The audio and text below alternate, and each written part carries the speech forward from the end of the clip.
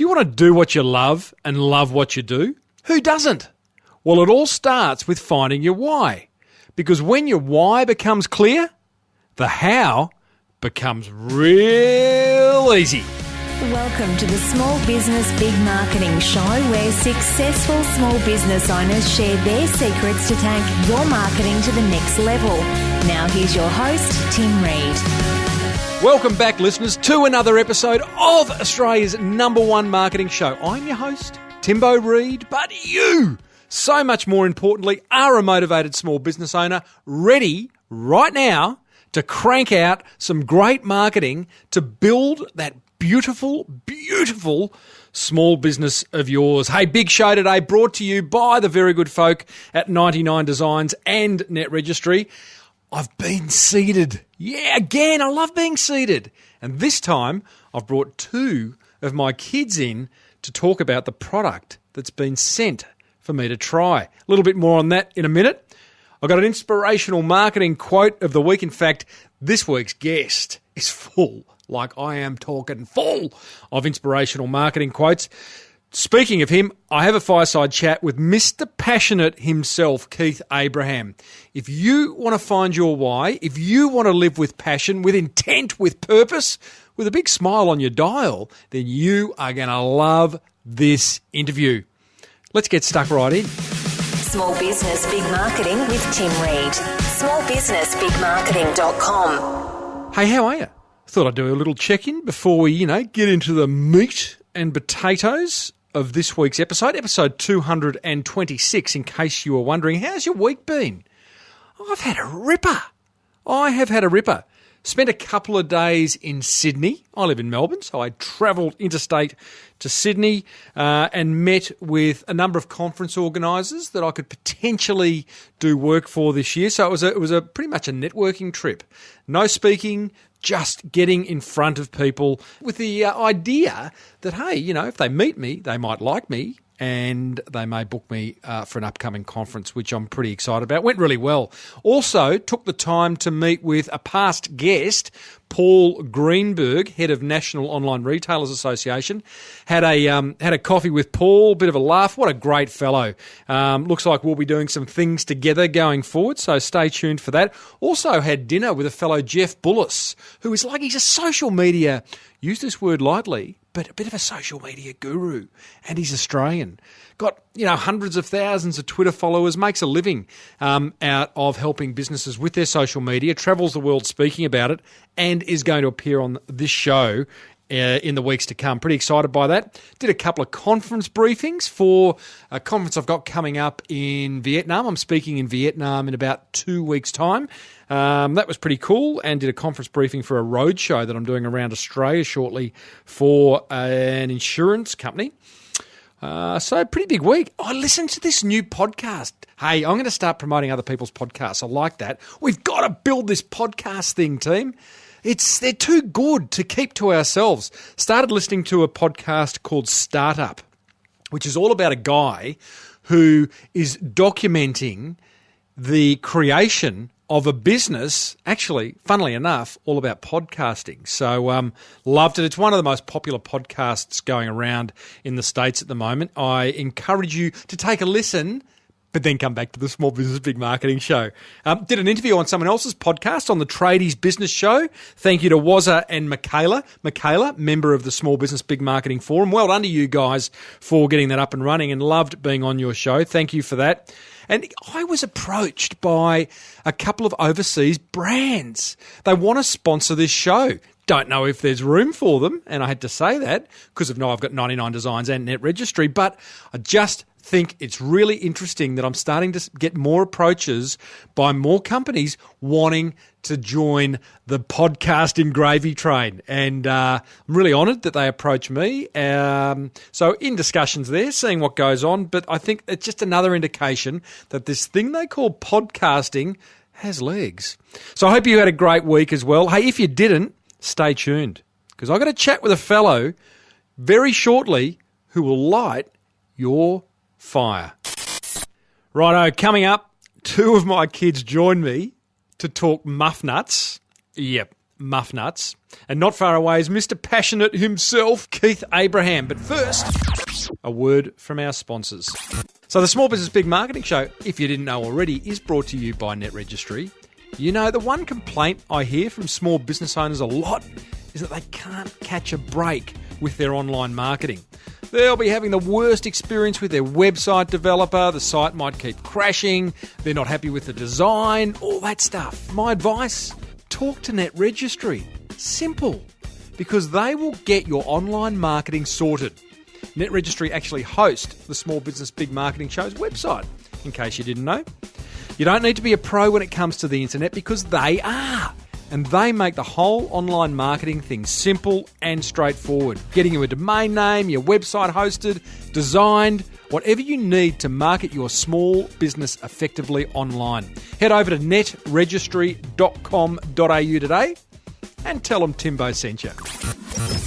You know, the Small Business Big Marketing Show is also brought to you by 99 Designs. 99 Designs is your one-stop shop for anything graphic design related. You need a logo, website, you need a brochure, you need a car wrap, a book cover. I'll need one of them shortly. You get an original design from designers around the world who submit concepts for you to review. And here's the thing, it's got a 100% guarantee that you are happy or you get your money back. So there's no risk in using 99 Designs.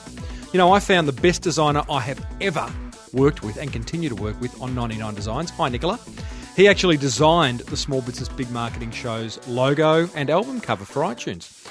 Check them out at 99designs.com/SBBM and you'll get a free $99 listing upgrade just for listening to Australia's #1 marketing podcast. Head over to 99designs.com/SBBM. And now, back to the show. So, I've been seeded. I love being seeded. I think it's a great marketing strategy. Seeded is when someone sends me something as a podcaster with an audience to review and share my thoughts and comments and opinions. I have been sent some muff nuts. The rest is pretty self-explanatory. I won't even explain what they are. But what I have done is brought 2 of my 3 beautiful children in to have a chat about exactly what muff nuts are, what they thought of them, and how they could market them. And I've got to tell you, pretty proud of the ideas they came up with. Have a listen. So, Willie, you've tried them. You know what they're called. Yeah. Steph, you haven't tried them, seen them, don't know what they're called. Correct? Correct. All right. That right there, here you go, Thanks. is a muff nut. A what? A muff nut. Do you want to describe it, Steph? Well, it's obviously a muffin with, looks a bit like jam or something in the middle with cinnamon sprinkled on the top. Right. Do you know why they're called muff nuts? I couldn't even guess. Really? Yeah. It's meant to be a mix. Oh, donut and muffin. Correct. Oh, that's Reminds me why of it a cinnamon smells donut. Smell like a donut? Well, it's I 'cause of wanted cinnamon. to. Give it a run. Okay. What do you think of the name, Willie, while Steph tries the muff nut? Took me a second to realise what it meant, but I like it Why? because it just describes it. Would you expect it to taste like what? Cinnamon donut with jam. Right. What do you reckon, Steph? It tastes a lot like a donut. I think it's just all the sugar. All the cinnamon sugar. Yeah. You could put cinnamon on anything and it would taste really good, I reckon. True? Yeah. Almost. What's the point of it? Well, what's the point of any junk food? It's not really junk food, is it? No. It's just sometimes food. Yeah. How many would you smash in a sitting, Willie? 3?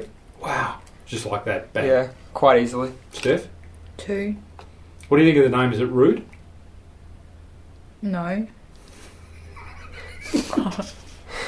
I wouldn't say so. I was kind of expecting it to taste like have nuts in it. Yeah. It's a different texture to a donut. Yeah, it's more like a muffin. Mm. Now, did you know I had a podcast? Yeah. What's it about? Marketing. The ideas guy. So, just hypothetically, if you were the marketing manager and you were given the job of making sure every young person in Australia knew about muff nuts, how would you do it? I would send people with like big Instagram accounts or Twitter accounts, and I get them to promote muff nuts. Wow, I love that. Like, that's what these people have done with me. Yeah. Do you think you're famous? No. But they know that there's people who listen to my show, and that, you know, it's a way of getting increased coverage. So, Steph, sending... Okay, so identifying Instagrammers, YouTubers, social media kind of freaks... Bloggers who have got big followings, just send them a lot of muff nuts. Yeah. Maybe, like, promote them to Baker's Delight. Well, let's see, you could stand out the front of Baker's Delight, just sneakily, you know, and before people went in, saying, hey, try a muff nut. I like that idea. Mm-hmm. Do you see that happen a lot with Instagrammers and YouTubers, where they get sent stuff and then talk about it? That's how they, heaps. What do you think, as someone who watches that stuff, do you then want to try it yourself? Yeah, if it's an honest review. What makes an honest review? They're not just, well, obviously a lot of them, if they're, like, a lot of them are getting really well paid just to do one little 4-minute video about it. But if they say they enjoy it, yeah. So can you tell when they've been paid and they're not really into it versus when they're maybe still getting paid but are really into it? Well, normally they'll say, I'm being paid to do this. So they're honest? Yeah, they're honest. They're like, I'm going to give an honest review about it. So does that mean they're not necessarily going to go, unreal, like that tastes like a donut and a muffin and it's everything I ever wanted? They might just go, you know what? Well, they'll go, it's good because of this, and they say the only thing that I don't like about it is this. Right. The good, the bad and the ugly. Yeah. I love your work there, Steph. I know. And you saw One Direction last night, so that might be a good place to start. Yeah, throw some muffins on the stage. Throw some muff nuts on stage. Willie, what would you do? Mine was sort of similar to Steph's. When I was at Flinders Station in Melbourne, getting off the train, I saw Big M promoting their new drinks, just handing them out for free. What flavour? Oh, their new recipes, so that chocolate, strawberry and caramel. Mixed in one? No, iced coffee. No, not mixed in one, just the different flavours. And they were giving them out for free, and everyone was just so happy with that. So I kind of thought, popular locations of Australia, handing them out. Do you reckon it would work? When I was your age, I have very fond memories of, close your ears here, Steph, the Big M girls. They had those really spunky girls in their ads. Bikini car wash. And maybe you could... Bikini car wash. It's like that. Maybe you have those girls handing the muff nuts out. Yeah. And you'd have a photographer with them, and everyone would just get a photo with the muff nut and the girls. Or get someone famous to hand out the muff nuts. Loving both of those ideas, and now I'm thinking combining Steph's idea with your idea, Will. Hand out muff nuts at big locations in Australia. The photographer would actually get your phone and take a photo with you, the muff nut, and the spunky girl or guy for you to upload to your Instagram. And hashtag muff nut. I have an idea. Yeah. You can do like a meet up with famous people and then they can give out muff nuts. A meet up with famous people. So you wouldn't just be giving them away because people pay to see famous people and then muff nuts get paid too. You are on it. You are absolutely on it. I know. Did you get your marketing good looks and brain from your mum or your dad, do you think? Charlie. Charlie! That would be our dog. Yeah. Glory. Anything else to add? They were pretty good. I wish I had some more flavours though. Ah, yeah. Yeah. Like a glazed one. Sprinkles. Iced. Now you're thinking. Righto. Well, thank you. Thank you for appearing on the Small Business Big Marketing Show with your dad. Honoured. Do you like my dad joke? No. Dad, people probably expect you to be in this big, like, radio place and you're just filming it. Sitting here in my bathers. Hey? Let's go for a swim. Swim the muff nuts off. I am a proud old dad. I hope you enjoyed that. I love doing that. I don't know whether that was kind of a little bit kind of navel-gazing on my behalf to bring my kids in and do that, or whether you actually got benefit from it. I reckon they had a couple of cracker ideas there, so let me know what you think. Always can head over to the show notes, hey? smallbusinessbigmarketing.com, episode 226, tell me what you thought, or hit me up on Twitter at Timbo Reid, R-E-I-D. Righto, let's get stuck in to today's guest, who is none other than Keith Abraham, a.k.a. Mr. Passionate. I love this guy. I met Keith 12 months ago at a conference in Shanghai where we were both speaking. Subsequently, we spoke at a conference in Queenstown, New Zealand, and we've sort of connected ever since. I feel like there were sort of kindred spirits. Do you have people in your life like that? I just have a lovely connection with this beautiful man. So we continue to catch up and talk business and have a laugh. Keith's one of those blokes who can make me giggle, which I kind of like. I love giggling. He's an internationally renowned speaker on passion, on living your passion. He's the author of a wonderful book called It Starts With Passion, which you can buy on his website, keithabraham.com. Listen into this. You'll discover how to get clear on your why. Who doesn't want to do that? Why you're infinitely better than you may think. You'll also discover how to harness your passion to build a better business and a better marketing strategy, hey? Got to love that. Hang around after the interview because I've got my top 5 learnings from Keith. There could have been 10, but I've kept it to 5. Plus, Keith has got some workshops coming up, which you may want to attend. Hey, head over to Twitter. Tell him you heard him on this show. He'll love that. His Twitter handle is at Keith L. Abraham. Tell him you heard him on the show. So I started off by getting clear on what I should call him. You don't mind if I call you Keithy, do you? No, you don't mind if I call you Timbo. Correct, hey, mate. Now, for decades, you have been making a solid living, from what I can tell, by helping others live with passion. How did all that come about? Well, you know, Tim, I was a trainer and presenter in an organisation, but before all that, I got invited to go along to a leadership program. Now, you got to understand that I wasn't a leader. I was, in actual fact, I think I was a bit of an Elmer Fudd. Truth be known, I'm probably still a bit of an Elmer Fudd. I'm a bit of a dud. But in all honesty, I got invited to go along to this leadership program by my boss. Now, I worked at the council. I wasn't that motivated, engaged, enthused or energised about anything in my life except Friday afternoon drinks. And Wow. And he said, look, we'd like you to go along to this leadership program. And I thought, oh, geez, I'm not really a leader. And then he said the magic words, you get a week off work with full pay. And you know what I thought? Maybe I'm a leader. Maybe I'm a leader and I don't know it. And so I can certainly become a leader with a week off I work. can become a leader. Do I get a name tag? Yeah. And so what happened, that put me on a journey of personal and professional development. And I got... Can I just pull you back there? Yeah, So sure. you were working at the council. How long ago were we talking? What were you doing there? I was a noxious weed inspector. I thought you were going to say you're an obnoxious weed. No, I was a noxious weed inspector. Right. And so my day consisted of, clocking in at 8 o'clock, going and grabbing a clipboard and a pile of files and driving down the Gold Coast Highway at 100 kilometres an hour looking for noxious weeds. Wow. And I didn't find too many. I used to have my morning tea, which was a litre of Coke, a cream bun and a meat pie, and read the paper for an hour because I believe in a balanced lifestyle, Tim, an hour on, an hour off.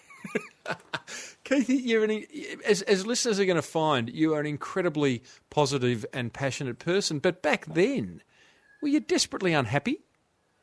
I don't know if I was unhappy, but I definitely wasn't satisfied. Did you know? Did you know that? Did you No, go? Well, I this just- is my lot in life. Yeah, look, I honestly did. I thought, I'll just work for the next 40, I'll do the 40-40 plan. 40 years, 40 hours. And in actual fact, I didn't even do 40 hours. I used to, be on a 9-day fortnight. So, Right. and it was, but then I went along to this program and a guy stood up and it was run by Rotary. It was called RYLA, Rotary Youth Leadership Award. That was 30 years ago. Sounds terrible. I know, but it was fantastic because there's about 80 other awardees, and we're out in the middle of the bush, and all of a sudden, on the last day, a guy stood up and said, "Here's what we'd like you to do. We'd like you to write down 100 things you want to do in your lifetime." And I thought I can do that because I've had a whole week of people telling me I can be anything, do anything, have anything, or achieve anything. And so I'm suitably pumped up, fired up, jacked up, and revved up. And I sit under this shady tree with a clipboard, and I thought, I've got this mastered. I can do this. And I wrote down 6 things, and I stopped. and I thought, geez, life's going to be short. You meant to write 100. I had to write down 100. And the seventh thing I wrote down, now they gave us 90 minutes to do this. The seventh thing I wrote down in 90 minutes was finish this list. It took me 6 weeks to finish it. I'm on to my 8th list. And to date, Tim, I have been showing people how to start their list of 100.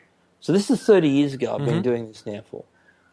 Getting people to help them discover what's important, what matters, and what makes a difference in their life.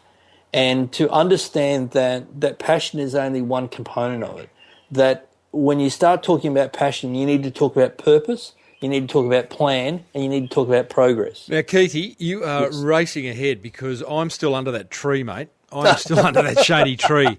This is important because I've got a whole lot of listeners all over the world listening to this, and some of them are desperately happy with what they do. In fact, they love it.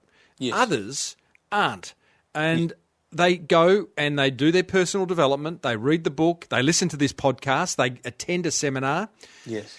And I am fascinated by these people like you and like actually someone else who you introduced me to who's been on this show, Joshua Nichols of Platinum Electricians. Oh, great guy. Great guy. Business. Yeah. One of my best interviews of last year. Thank you again for that. But here's the thing. Josh said he too was sitting in some kind of personal development breakfast session from some speaker that he'd been to many times before, like an event like that. But he said on that day, on that morning, the bloke on stage may as well have only been speaking to Josh. Yeah.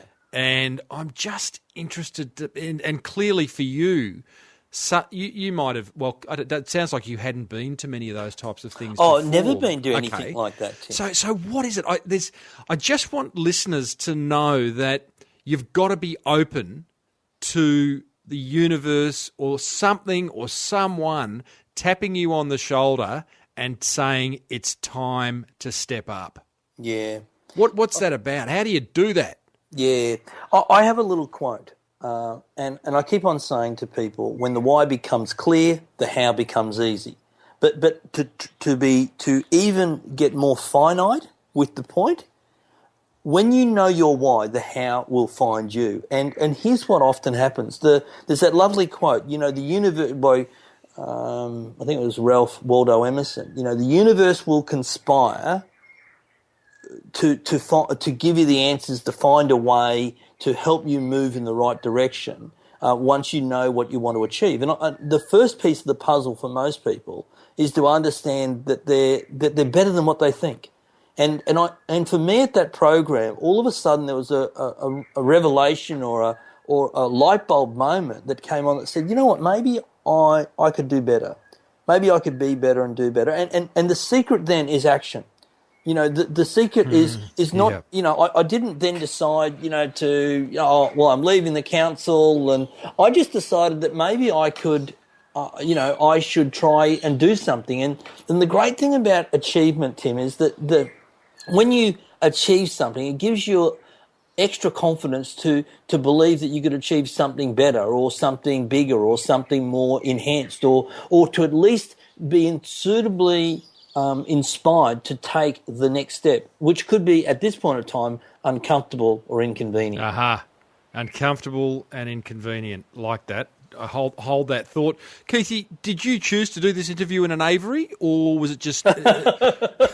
I'm sorry. Can you believe it?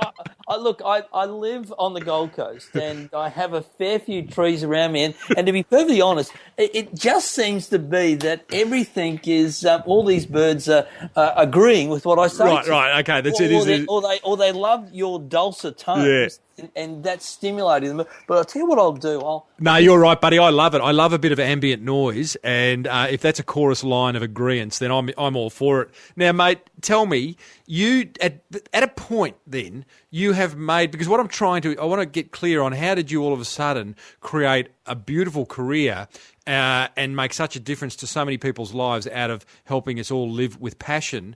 When did you go and knock on your mate at the council's door and say, listen, I think it's time to go? Well, it was about, to be perfectly honest, it was about 2 years after that program that I decided that, because I then, joined an organisation called Rotaract, which was, a younger version of Rotary for rappers. For rappers, yeah, for young men and women, it's like 18 to 30, 18 to 28, and I got some confidence there, Tim, because all of a sudden people saw me not in the light of being this, council inspector, high school dropout. All of a sudden they saw me in this light of, oh, you know what, he's inspiring or he's enthusiastic. And I went back the following year and was a leader on that program. I spoke on that program. I've been speaking to Rylarians now at that one program now for 30 years. How fantastic. This year, about 2 weeks ago.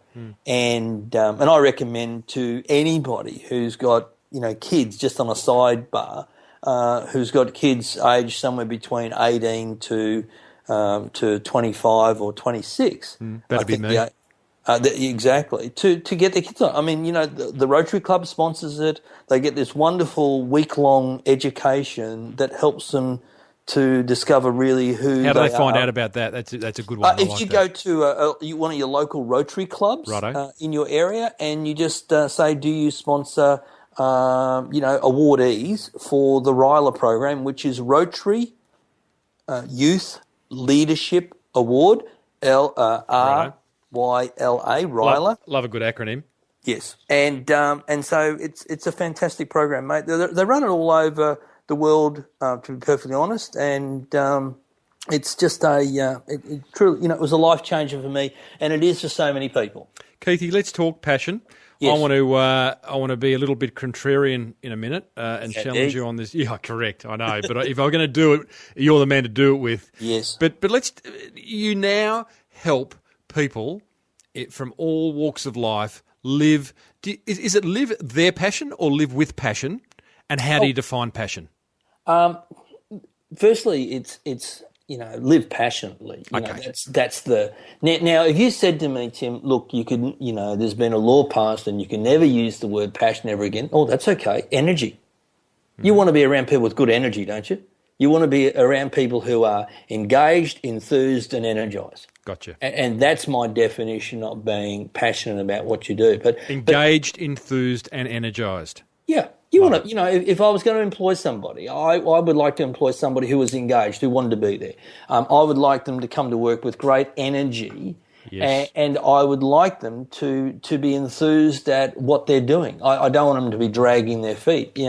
I've had people work for me, Tim, and the advice sometimes is, look, we would rather for you to be, want to be here. I'll give you an example. We run a program called Passionate People. We put about 7,000 people through Australia and New Zealand market through that program. It's a one-day program. It's all about people's personal and professional, it's all about people's personal goals. It's about what's meaningful, what matters, what makes a difference to them. And my philosophy around that is that if people are passionate in their own life, so they're happy in their own life, they're engaged, enthused in their own life, they'll be great at serving your customer regardless of what business you're in. But all too often, organisations want to train people without getting them to understand their reason why first. And once you know the reason why, then the how becomes very simple. And they'll do the company how. And so we've put a whole lot of people through that program. And can I challenge that too? Because having spent 10 years in a large advertising agency many years ago, they every now and again would put us through personal development things. In fact, they had one thing. The agency was called Clemenger's, and they had a thing called Clemenger University. Now, if you were lucky enough to go on Clemenger University, and I did, 50% of people would then resign. Yes. Because they found their calling. Clemenger University was a place to both develop yourself intellectually and personally. And 50% had resigned because it's like life. There's more to life than working in a big advertising agency. But here's the reason when I say to my disclaimer when I go and run this program in organisations like Australia Post or Westpac or the NAB.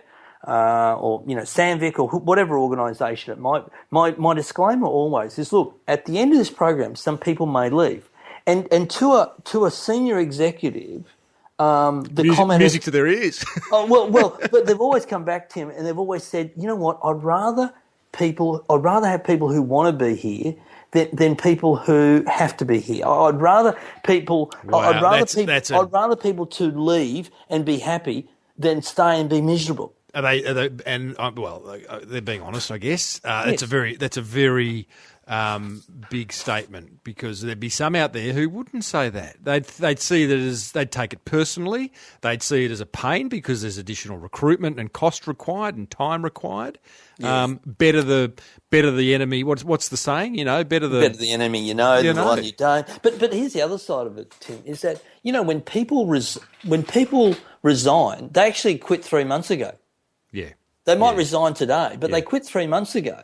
Yeah. And the damage they do. I always, and you probably know this story better than I do, but you think of Zappos, the Zappos call center in the US, put people through a 4-week induction program. At the end of the 4-week induction program, they bring everybody in the room. They say, look, you've graduated from the program, and here's what we'd like you to do. We want to make 2 offers to you. The first offer is that you can come and work for us, or you can take this $4,000 check and cash it, and you can leave today.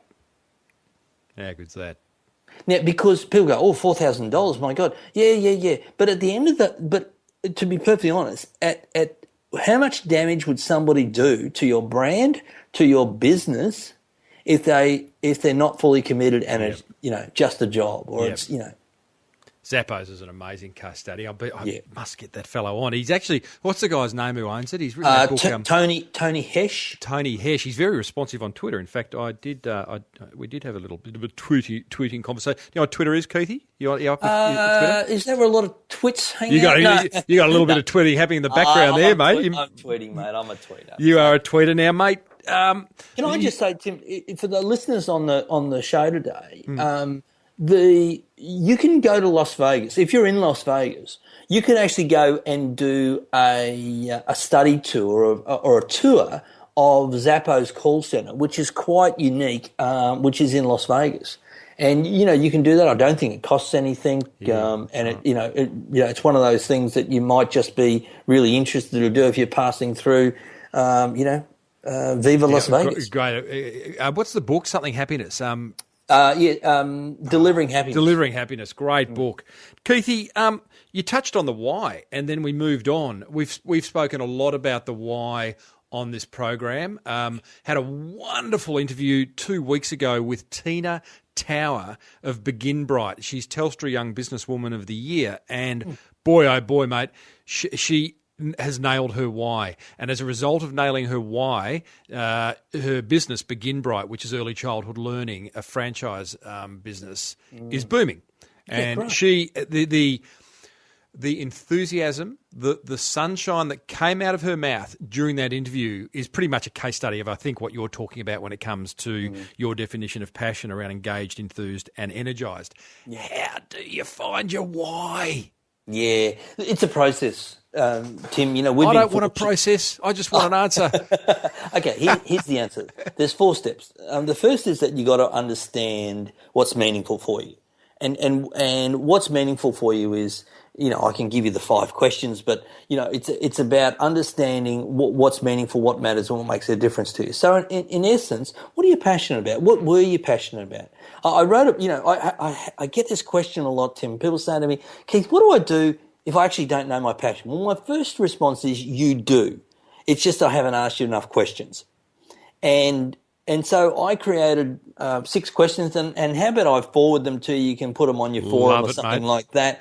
And there are these questions that said, what were you passionate about as a kid? Because what you want to do is you want to get yourself first in a state where you're receptive to receive your why. The second part of the process is then working out the milestones. So what are some of the things that would help me? So that's, why is around purpose. So the next piece of the puzzle is around the milestones. And the milestones then start to say, okay, what, long term, medium term, short term. Some people's... This is a way of seeing change, seeing improvement. Yes, absolutely. But having something to aim towards. If you don't stand for something, you'll fall for anything. So it's about having something that you're prepared to stand for, something that you want to be famous for, something that truly does make a difference to you. Why you get up in the morning. And for some people, Tim, it's about being the living example. You know, the one thing I say to people is that it's about being the living example for the people who mean the world to you, not the talking example. And all too often, you know, as professional speakers, we become the talking example, not the living example. So the second piece of the puzzle is around milestones. The third is about mindset. And mine is having the right mindset to understand that you are worthy, you are deserving, you're capable, and it's possible. See, all of those questions you can answer yes to. I can answer those questions yes for you, Tim. And you could do that for me. But you have to be able to answer them yourself. You have to say, yes, I am worthy. Yes, I am deserving. Yes, I am capable. Yes, it is possible. I know it's possible for Tim to do it, but could I do it? Yes, you could. And the other is about momentum, not about motivation. You know, motivational seminars, and I sort of cringe when people say, oh, so you're a motivational speaker. And I go, you know, that's a label that it really just doesn't accurately describe what I do. It quickly or so many other pigeonholes you, people. doesn't it? It does. You know, it's like, you know, motivational, you know, sessions, presentations, a bit like a hot bath. They feel really good when you're in it, and you get cold as soon as you get out of it. So it really is about helping people, you know, to create momentum. Where do you get momentum from? Well, you do get it from inspiration. You get it from ideas. You get it from information, like people are gaining from your podcast, and they get insights. You know, I don't think any of your, and I've listened to some of your podcasts. You're the one. You know, people. You know, thank you, but you know, people get insights from listening to things. Let's rewind this a little bit, because remember what you said there before. What was the thing that you know did it? And you know, Josh was sitting in that breakfast. Yep. Understand this. Some people are looking for an epiphany, and it will never find them. What tends to happen is somebody said this to me. You know, I'd always say, you know, why don't people get it? Because you know what, they're not supposed to yet. You know, some people hear it 50 times and get it. Some people got to hear it 150 times before they're going to get it. Yep. Yeah, it's like someone. I remember hearing the analogy once. It's a bit like planting a seed in soil. If all the things aren't, you know, if the soil's not right, if the seed's not of a certain kind, if the rain doesn't come, then that fertilisation process just ain't going to happen. No. And there has to be a time, but I think it's so bloody subtle that sometimes I think at least what you said before, Keithy, is about being receptive. Yeah. Like at the very, very least, go out, listeners, as soon as you finish listening to this and say to yourself, as of now, I'm going to be open to can you finish that sentence for me? Because it is open to... I always say the universe delivering, and then I apologise because it's a bit woo-woo and 50% of my listeners... Tree hugging. Yeah. But, you know, I'm into it. But look, I'm a great believer as well, Tim, that, you know, you've just got to put yourself out there. You'll get messages from a billboard, from a bumper sticker. But, you know, the number one reason why most people don't achieve their goals is because it's not that they're not smart enough. It's not they don't have enough opportunities. It's not that they don't have the resources behind them. It's because they don't have any space. Yeah, nice. You know, in their life, and if we're going to get woo woo now, let's really amp it up. Come on. See, I think the plate's only so big, and I think people have got so much piled on their plate. For them to have another goal to come into their life, there is no space, and you have to have space. You have to create some capacity around you so that you can, you know, that you can either hear the message, see the opportunity, have the time to action that opportunity along the way. Love it. And, you know, meet the person you need to meet, and people are busy being busy.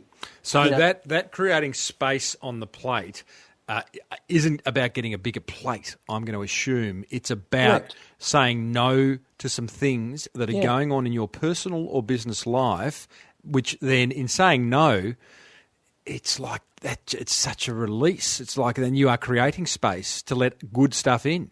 Correct. Absolutely. And here's what I say to people. You know, here's a catalyst. 4 questions.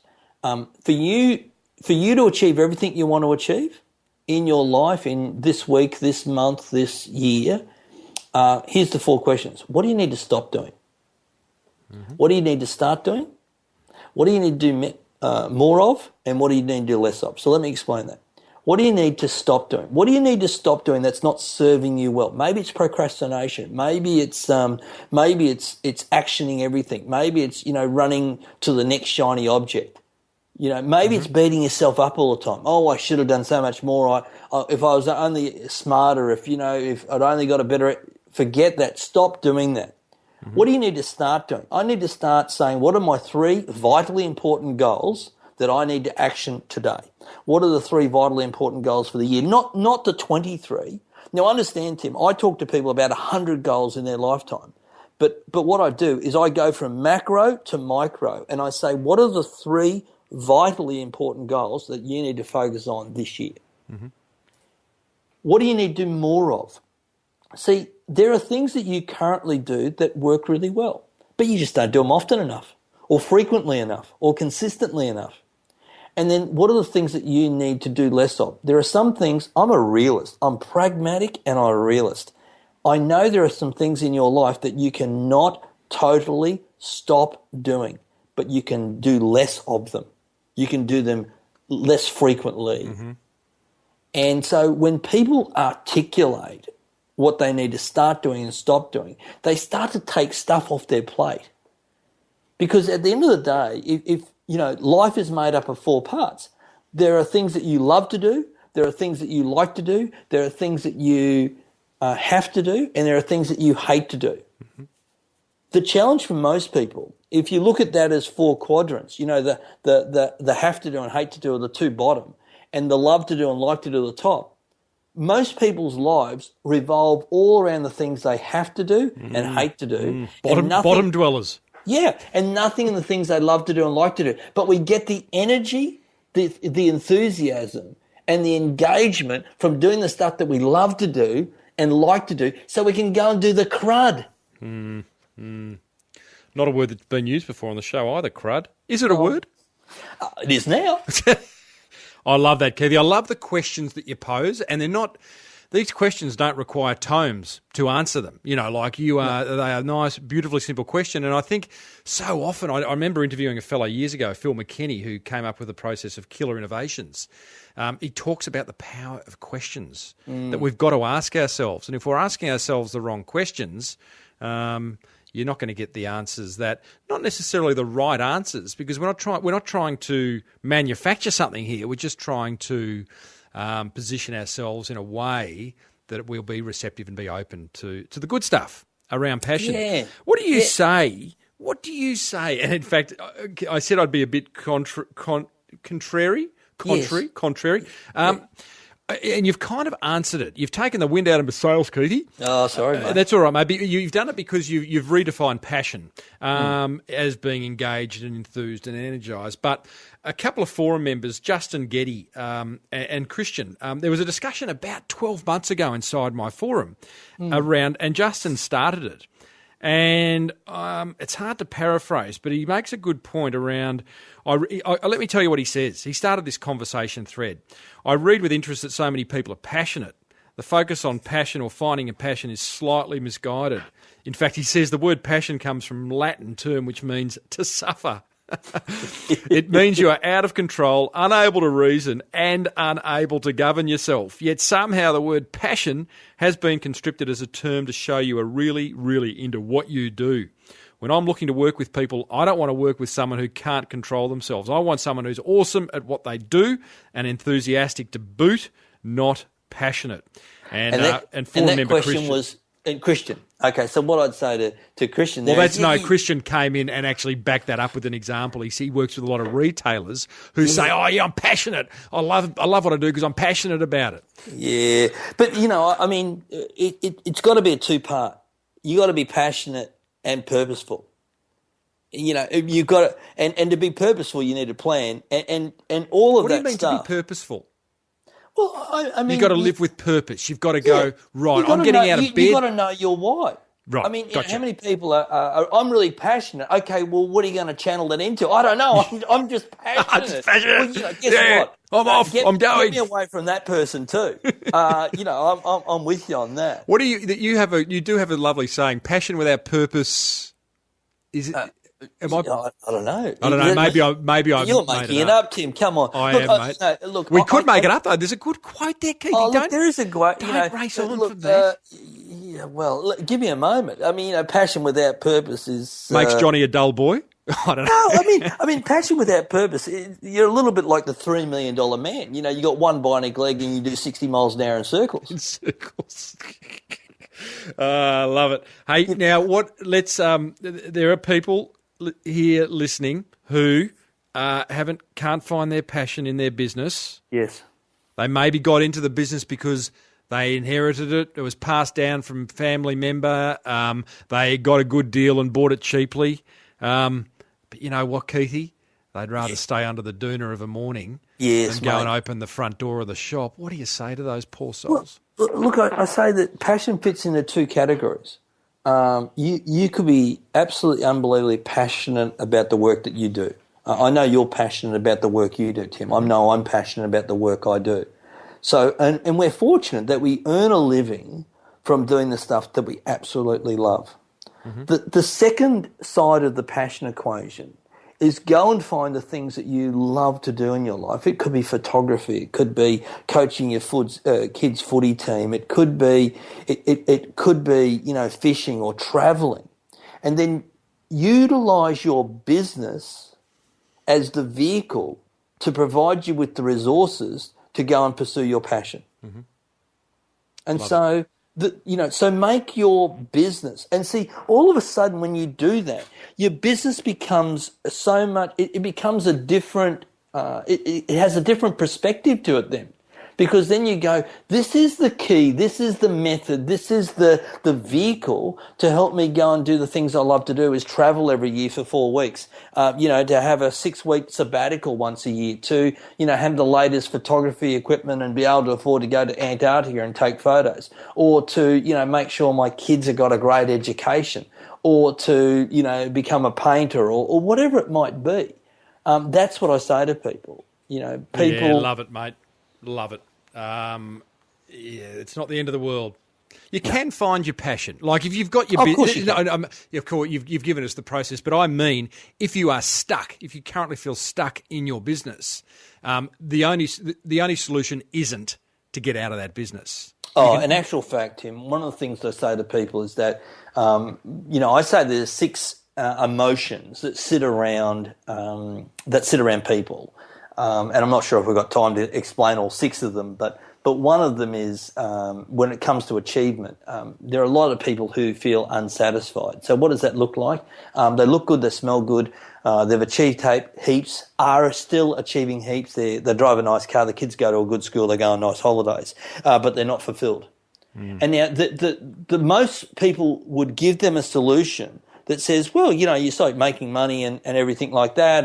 And look, you and I both work with a lot of financial planners, and they've been beaten up over the last few years and things like that. And a lot of them have lost their energy and enthusiasm for their businesses. And that applies to lots of people in business. And the logical thing that most people would say, well, I'll sell it. I'll go and do something else. I'll go and get a job, or I'll buy another business or whatever. And that's not the solution. Not the solution initially. Band-Aid. It's a Band-Aid solution because the underlying problem is correct. Not going to necessarily go away. No. So here's my advice. Fall back in love with it. Yeah. Fall back in love with it. Yeah. At some stage you were exceptional at it because of whatever reason. And so often the key to falling back in love with your business is getting people to stop doing the $25 hour jobs and get them to go and do the $250 hour jobs, the $2,500 hour jobs. Mm. But it's because most people, when you say to them, what do you love to do in your business? Oh, I love to talk to the people. I love to do this, or I love to do that. And then I say, what do you do the very least in your business? It's exactly the thing they love to do. Yeah. Correct. Hey, Keithy, I want to just move this conversation away from passion now, although it is related. Yes. One of the things, having worked with you and got to know you over the last 12 months. And listeners, Keith and I have shared stages at conferences. Keith was one of the members of a speakers retreat that I went away to recently, and we've drunk a bit of coffee when he makes his way down to Melbourne.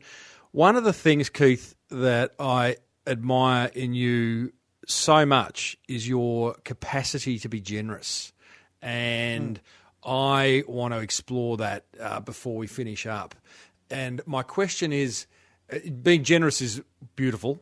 My observation is, and I'll put myself into this basket as well as many others, that we're not generous enough as humans, and I represent small business owners. I think we could be more generous. Yes. How you've bought into this idea of being generous big time. How do you do it? What's it done for your business? Is this a surprise to you? Talk to me. Man, great question. I would never thought. Look, I know I'm generous, but it's not at the forefront. Don't be humble. No. I think it's about the whole law of reciprocity. I think of all the people that have helped me along the way, and I just have this obligation. No, not obligation. That's the wrong word. I just have this genuine thought that what goes around comes around. And the seed I plant over there, I'll reap somewhere else. And I just know that the universe is a great place. That if it knows that your intentions are right and your attention is right, then opportunities will come to you, in great abundance. Mm-hmm. And do you actively go? Do you have strategies for being generous? No, I don't. No, I just, I think that the real key around generosity is being grateful. Mm-hmm. So if you're grateful for everything, and I have this saying, Tim, and I know it's a bit, woo-woo. Come on. But everything's perfect. I mean, when things are not great, everything's perfect. I mean, what's the message? What do I need to learn from this? What do I need to be able to take away from it? And so often when things aren't perfect, it's just, the life's way of preparing you for what's down the track. I have a beautiful meditation teacher who's been in my life for a number of years. Her name's Jacqueline, and she has a saying which is, Tim, everything is accurate. It's all accurate. Yeah, and I think we're in this. It's the same, isn't it? It's like things are how they are to be for a reason. Not sure where what that has to do with generosity, but it's no. But I think it's all part of it. Generosity is. I just like, I like, Tim. Here's my philosophy in all this. I like to help. I like to help people. I like, my whole. If you said to me what's the real essence of my manifesto in life, it's to make a difference. And my way of making a difference is by giving, sharing knowledge, adding value, being of service, helping people where I can. And And, I don't know if I've got a strategy around that, but it's just part of my DNA. What question, just to finish off, Keithy, what question could listeners leave asking themselves around generosity? I mean, clearly, how could I be more generous? What are three things that I could do right now? Maybe you could tell them to be more generous once this episode finishes. Well, I believe the first is to be open to it. Mm-hmm. There are lots of opportunities every day to be generous, from as simple as putting some money in somebody's car parking meter. Oh yes, you know what I mean. Yep. I mean, nobody will ever know it. Nobody will ever. But in your own heart of hearts, you will know that you've done something that's made a difference. Yep. It's the coffee. The pay it forward coffee. Yes. It's just taking an extra bit of time to explain something to people. Listeners, I'm going up to town now. I'm going to put some money in someone's parking meter. I am going to pay for the person's coffee behind me. if there happens to be one, or even if there isn't. Next person, please, here's $5 for their coffee. And I'll high-five a stranger in Collins Street. There you go.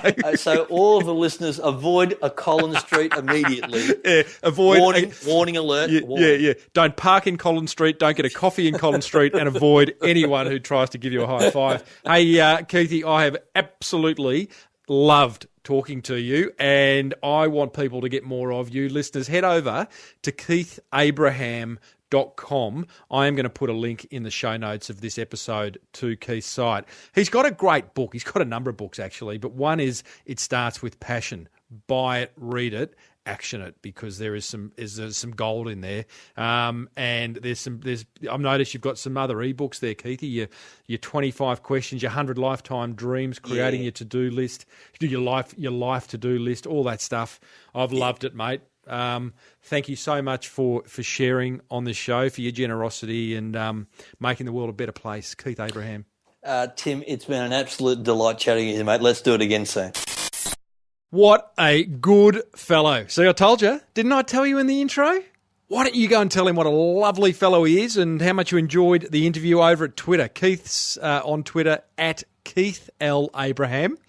Now, if you're wondering, I did do 2 of the 3 things when I went into the city that Keith and I were talking about. Paying for someone's coffee, paying for someone's parking, and or high-fiving someone. I did 2 of the 3. I'll let you guess which of the 2. What a wonderful interview on behalf of Net Registry and 99 Designs. Thank you for that. Here's my top 5 learnings from speaking to Keithy. Number 1, when your why becomes clear, the how will find you. I love that. Spend time getting clear on your why, team. And Keith's got some workshops coming up that if you want to work with him to do that, I would suggest you do them. And they're inexpensive workshops, I've got to tell you. Number 2, learning, be receptive. Be open to things. Be open to the world tapping you on the shoulder and saying, hey, here's a solution to your conundrum. Number 3, create space. Make room on your plate. I love that. Don't get a bigger plate. Just move stuff off your existing plate of things that you are doing, that you don't want to be doing, and create space for the good stuff. Live passionately, hey? Number 4, when you achieve something, it gives you confidence to achieve something better. In the Small Business Big Marketing Forum, we've got a little section where we share our little wins and we celebrate those little wins. You got to. If you don't, who's going to? So achieve something, feel what it's like to make that achievement, and then you'll go on to do even better things. Learning number 5 from Keithy, if you don't stand for something, you'll fall for anything. An oldie but a goodie, that one. I do love that. It's about branding, personal branding, business branding. Stand for something in your consumers, in your customers, in your best mate's mind. You know? Otherwise, you're just vanilla. You fade into the background. They're my top 5 learnings. What were yours? Leave a comment in the show notes. Hit me up on Twitter. Hit Keith up on Twitter. Oh, passion. Hey, here's a link to Keith's upcoming seminars around Australia on the Gold Coast, Sydney, Melbourne and Auckland. Here it is, tinyurl.com/Passionate Life Seminar. tinyurl.com, Passionate Life Seminar. I'll put that out on Twitter and around the place as well, but I would suggest you do it. It's like $147 to spend a day with the great man, Mr. Passionate. You can also visit him at keithabraham.com. Boy, oh boy, I hope you enjoyed that fireside chat as much as I did bringing it to you.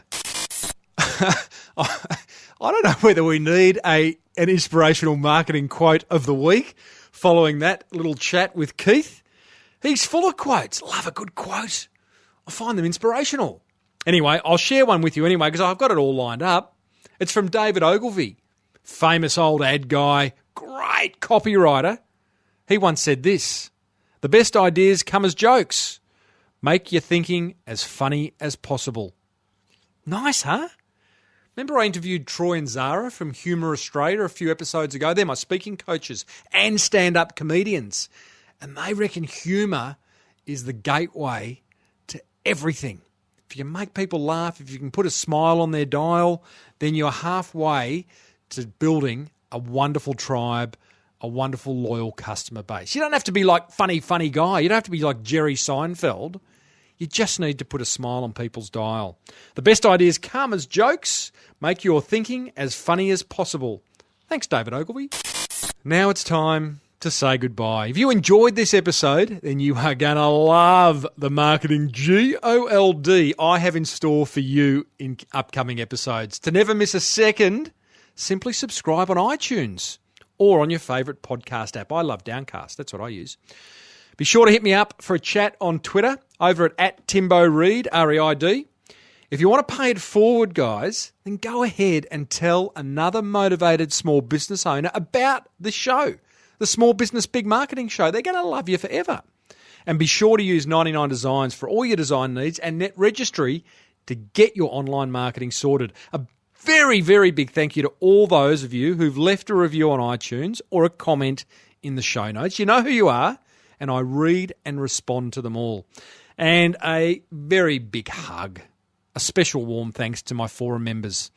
Your commitment to growing your business through smart marketing absolutely inspires me. If you're not a member of the forum yet, head over to smallbusinessbigmarketing.com and click on that forum button, or go to crankmymarketing.com and it'll get to you to the same place. Enough. Until next week, may your marketing be the best marketing. Bye for now. You've been listening to the Small Business Big Marketing Show with Tim Reid. Want more marketing goodness? Then visit smallbusinessbigmarketing.com.